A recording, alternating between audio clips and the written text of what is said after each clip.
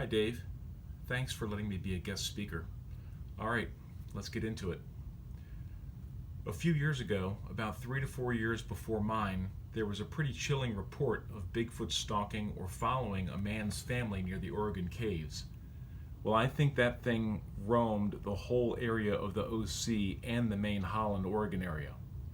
I've only told a few people about this experience, and the visual only lasted a few seconds or so, and I only saw this thing once. However, I had heard it plenty and knew it was stalking around our property for nearly a month on and off, as there were telltale signs I will share here. Here's what happened and what I saw that made me a believer. The Bigfoot of the Oregon caves. I was 14 at the time when my folks and I started hearing and eventually had seen a Bigfoot on our property outside of Holland, Oregon. It got so crazy there for a while that my mother would not let me run around the property like I used to, and when we moved a few years later, she was the happier for it. Well, sort of. She was a worrywart, I suppose, but she was also very interested in these things.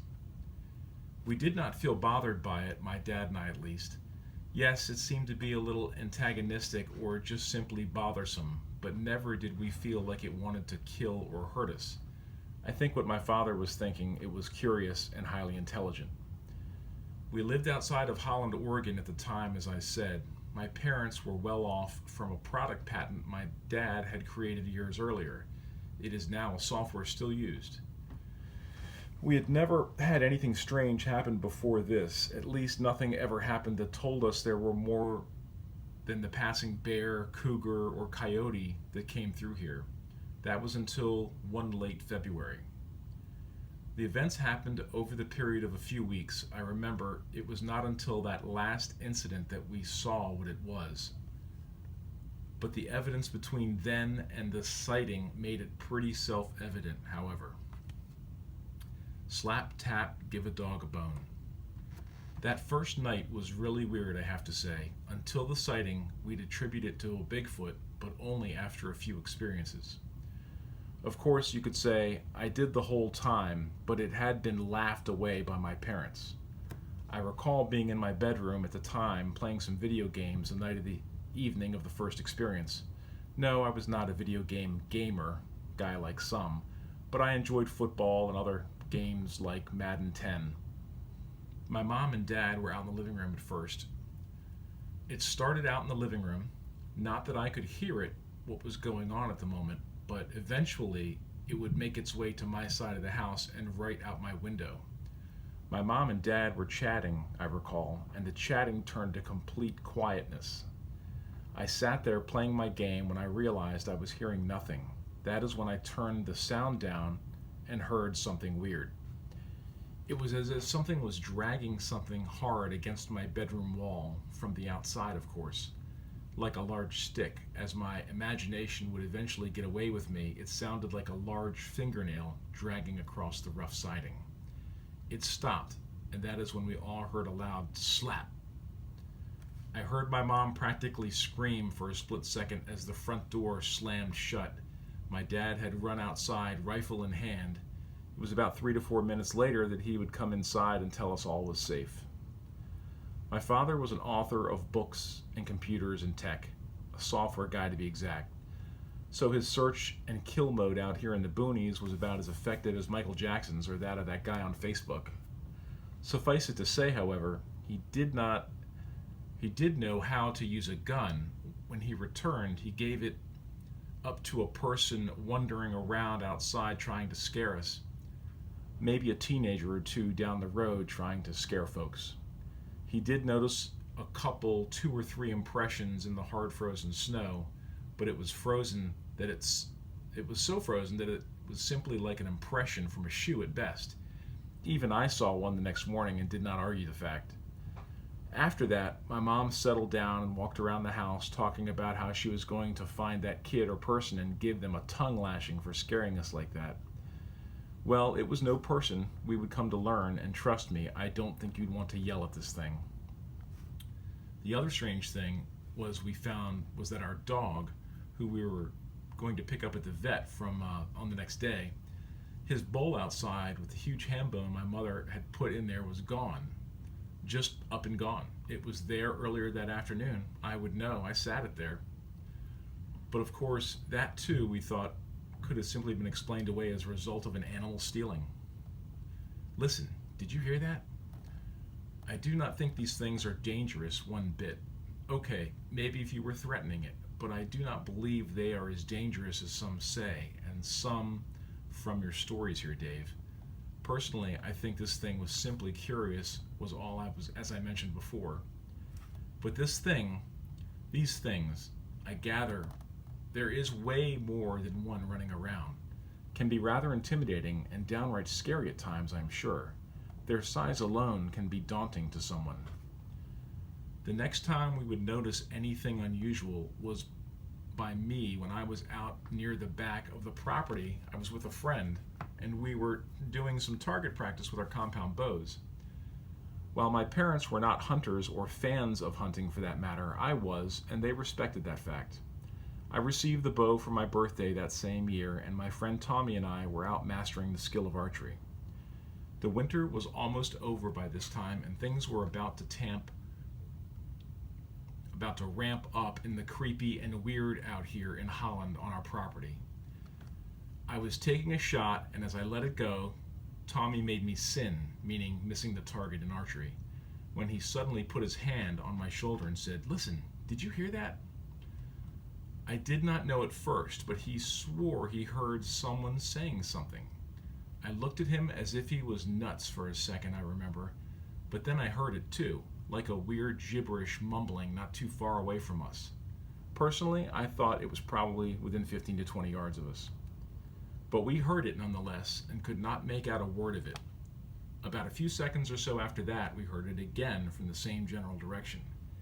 It seemed deep and raspy, but clear. It was really weird, and my friend started telling me that we should head back to the house. I did not want to go. I told him to get an arrow out of his quiver and lock one in. I did the same. I stood there and whistled. Nothing at first, but about 20 seconds or so after my whistle, we heard one reply, a clear, crisp, and loud whistle that seemed to now be coming from just inside the tree line we could not see past. Tommy was getting nervous at that point and wanted to leave, and now. We backed out of there slowly, but before we hit the trail back to the house, we heard that strange gibberish talking again. Tommy ran all of a sudden, and I followed, and all the way back to the house. That evening, over dinner, I told my mom and dad what we heard out there. My dad asked what it sounded like, and I did my best to mimic it. He did not look at all that confused or surprised about it. After I made the sound as best I could, he looked right at my mother, and he said that is exactly what he heard the night before outside the bedroom window. My mom and he carried on the conversation about what it was, and that it is when I heard the words Bigfoot and Sasquatch used in my house for the first time. They were both a little lighthearted about the possibility, but they were also finding themselves lacking any other idea of what it could be. I do know they knew more and had more experiences than I did. They both died a few years later in a car accident, but I won't go there. Anyway, they spent a lot of time after that keeping a pretty vigilant eye out for the forest visitor. Whoops and knocking. We kept hearing things even the same week of the incident with Tommy on the property. One night, about two nights after that day, I heard something tapping on the side of the house. Actually, it sounded like it was right outside my bedroom, just tapping every few seconds. I got up slowly, and then as fast as I could, I opened the shades. Unfortunately, we all know shades do not move or open as fast as just pulling back a curtain. Still, though, I caught the shadow of something huge run through the side yard and disappear into the trees. I ran and woke my folks up as quickly as I could, and I was excited, and a bit scared, to be honest.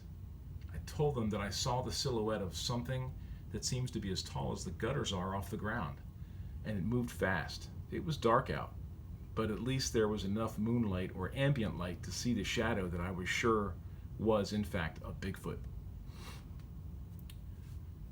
Thought made me shudder and excited all at the same time. We did not go outside as I did. We were all rather excited, but this possible Bigfoot was a wild animal we knew, and wild animals are just that, wild and unpredictable. It was the next morning we would learn of its intelligence. I found a pile of sticks near my window. They were pretty straight sticks, too, about 20 inches in length. Personally, today, I believe it was leaving me a gift of arrows. There were 7 of them, and they were neatly stacked in a pile. My parents were elated to know that it seemed as though the Bigfoot, if that's what it was, seemed to be gifting us. This told them, or at least eased the tension a bit. Still, they were warning me about approaching anything out there, especially a Bigfoot. Later that night, we all decided to have a small bonfire in the backyard with Coco. We stood out there until night came, and that is when we heard the knocking, like a bat on a tree, and it was pretty clear and not that far away. It would make 3 4 knocks, and then it stopped. This continued for about 45 minutes or so until we decided to head back inside. That night, I swear I heard a howl off in the night. It was far away, it seemed, but I swear I heard it. The Bigfoot of the caves. The last time we would have any experience with this Bigfoot started with our dog.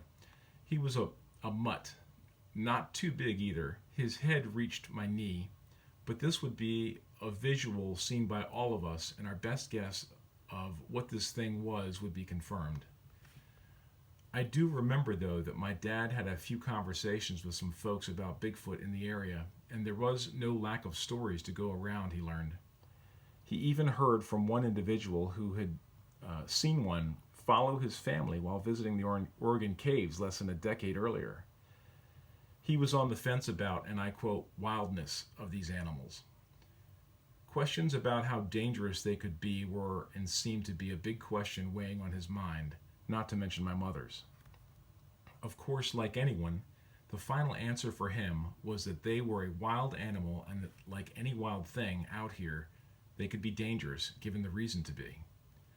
We still heard the sounds from time to time, and my dad even recorded some of them. Unfortunately, after their deaths, I could not find the recorder. Personally, I think it was out in the woods, and he dropped it off one day before the accident, and it's probably still out there. But I don't want to really talk about that. It was nearly dark, but not completely. The sun was down, but there was some light left in the sky. It was a mostly clear evening, as I recall. The dog was let out by my mother to do his duty, but he would not go through that door. At first, she said she thought he just might need to go, and it was cold outside, but that was not the reason. She kept trying to scoot him out with her foot when all of a sudden that dog turned and nipped at her foot and growled as it ran towards my room. He was whimpering at that point, and that is when we all heard a loud holler, not quite a scream, but a holler of some kind. The dog tore under my bed, and I ran out to the living room where my dad was just getting to as well. My mom immediately shut the door and locked it just in case. Again, another holler. This time, it seemed like it was right out the back sliding glass door, at least in the backyard. We all hurried over to my dad's office that had a better view of the backyard. I was just about to turn on the light out of habit, but he stopped me. We pulled the curtains back slowly, but nothing we could not see a single thing out there.